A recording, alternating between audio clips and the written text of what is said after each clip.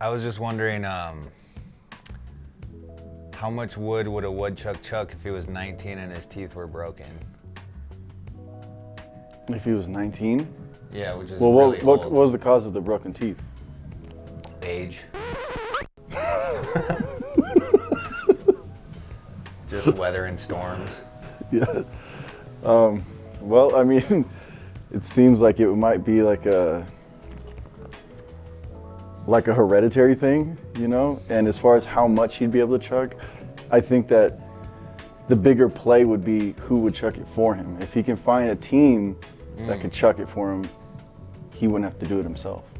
Well, And he can preserve those last bit of teeth he has. the oldest known woodchuck is 6 6? years old, so 19 That's really old. means it's a miracle, I guess. Yeah.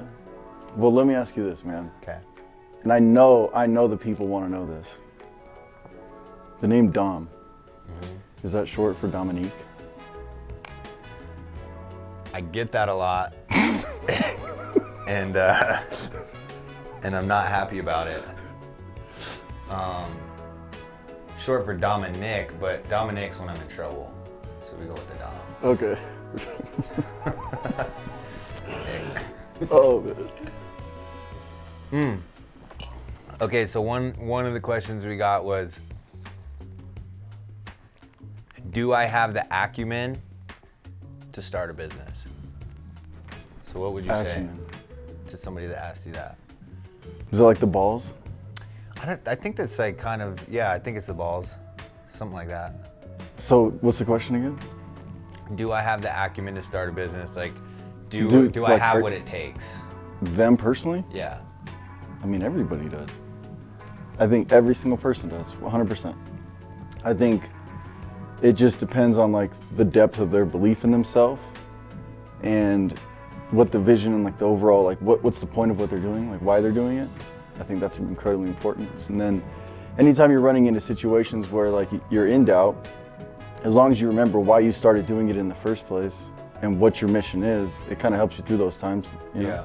I think you can relate. Do you think,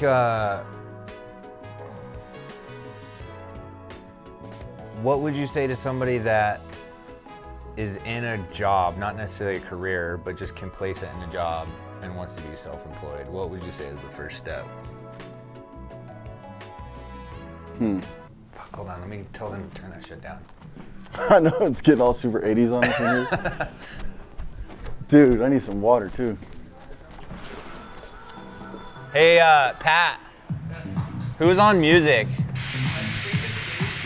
D, will you tell him to turn it down like half mass?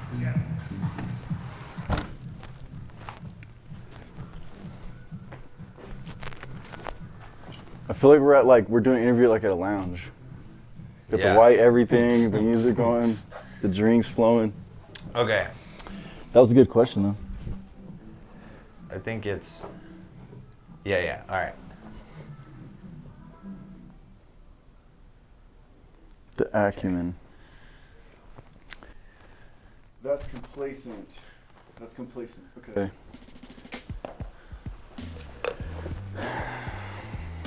Man. I really don't even know how to answer that, to be honest Well, with the you. follow-up was, if you're in a job and you want to start your own business, what are the first steps that you could take? Well, I think that you can either, whatever it is that you're trying to pursue, you can get up earlier in the morning and start working towards whatever you want before you go to work, or you can use your evenings. You know, a lot of people, if they really took like an inventory of their time, there's a lot of time wasted on dumb shit. Like whether it be just scrolling on Instagram or watching movies, Netflix, all that kind of stuff, like all these like entertainment things, sports, just watching sports and all that. If they took that time and put that energy and those hours into whatever they're wanting to do, I think that within like 6 months to a year, they would be able to depart from whoever they're working for at that time and just venture off on their own. But I don't think that a lot of people are willing to sacrifice those fun hours or whatever, you know, to follow a dream. What do you, when you're using those mundane hours to be motivated for career stuff or fitness, like what's going through your head during those times that you said, damn, this is the last thing I want to do? Like what gets you heated enough to do it anyway? Well, I have to really admit that I don't feel like that ever. I really don't. I don't have those times where like, man, I don't feel like doing this right now. Like I really feel like doing everything that I do. And I think that was something that I kind of like learned along my life's journey, is like designing my life. So the things that come along with it, like I'm happy to do them because they're a part of what I'm doing anyways. So I really don't have those like moments of like low motivation and stuff, but I used to. And I did a lot of like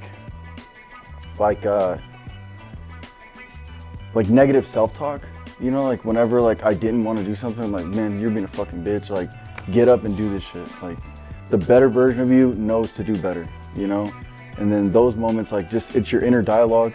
A lot of people call it like their inner bitch, you know, knowing when that inner bitch is like trigger, when you see that happening, like you doubting yourself or not wanting to do something, knowing that the highest version of you wants you to do it. Yeah. So following that. I always think about like if somebody's trying to define their purpose or they're trying to pursue a purpose, if you're in struggle mode or survival mode, it's a lot harder to do it than when you're comfortable, because when you're comfortable, you can kind of take the risk to do that. But let me ask you, you said something last night about like getting reignited. And I kind of thought on that for a while after we left. And something I wanted to ask you was like, what if you knew that like, maybe, let's say me, for example, let's say, what if I was coming for your position? What if I was coming to take your shit? And if you didn't, you know, figure it out, that you would lose it. What would you do in that situation? Would you be reignited in that time with everything you have currently right now? Like nothing different, no different situations coming along or nothing, just exactly as it is right now.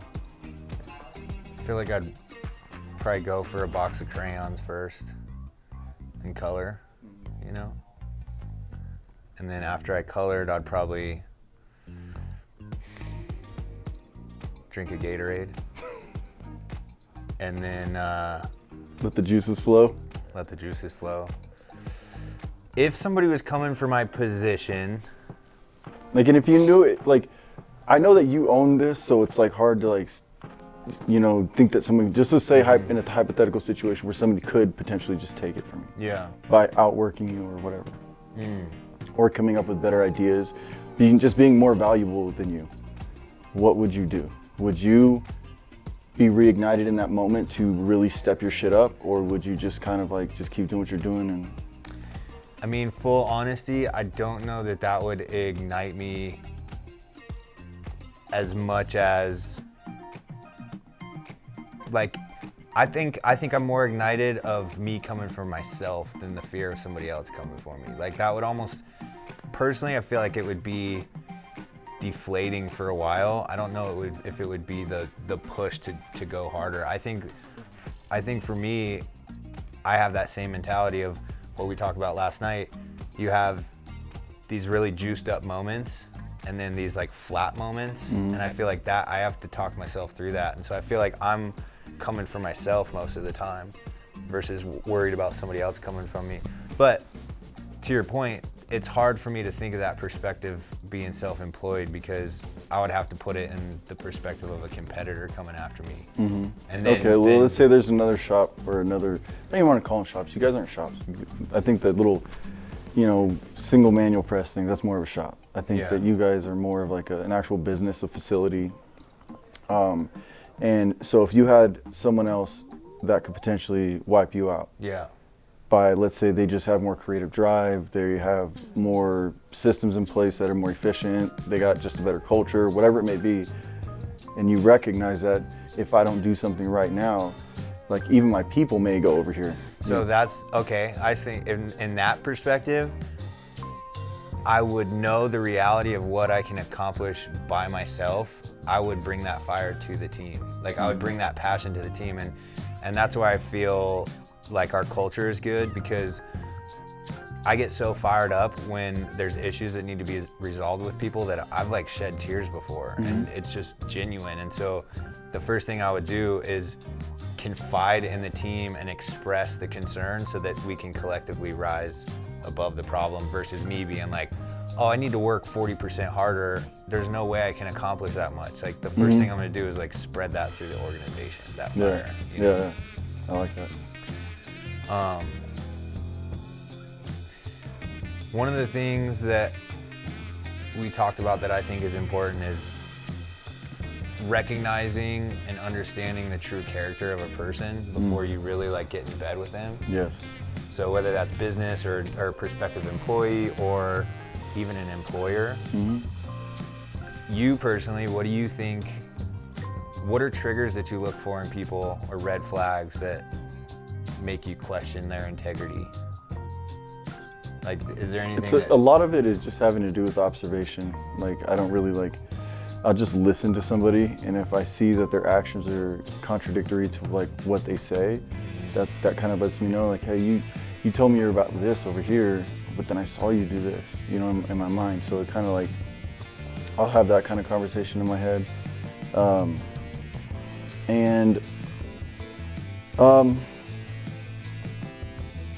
think just also kind of observing the way that they communicate with the masses, like with the crowd. You know, how that relationship is. If you could tell if your people know that there's like something's not right with this person, not just in the sense of like this person's gonna come in here and outshine everybody, but like in the sense of like your team, they work synergistically, and when you bring in another element and that element just doesn't mesh well, they'll respond to it and they'll let you know like, hey, this isn't a good fit. And then, you know, then there's situations where like, dude, everything can go perfectly right. Like everything is all smooth.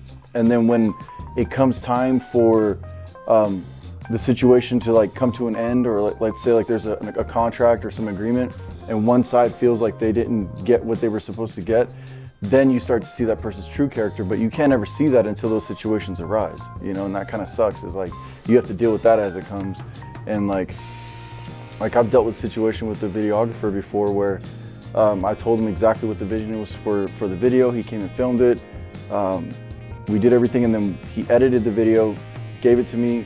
Our team wanted to make a short edit on it, and the guy lost his mind. You know, he's like, I'm gonna sue you, I'm gonna this, I'm gonna that. And I'm like, whoa, man, like, I did not see this coming. Everything was all good up until the point of where the transaction just needed, like, you know, it shifted a little bit. And yeah, man, I didn't see that coming. So like, you can't always see everything, you know?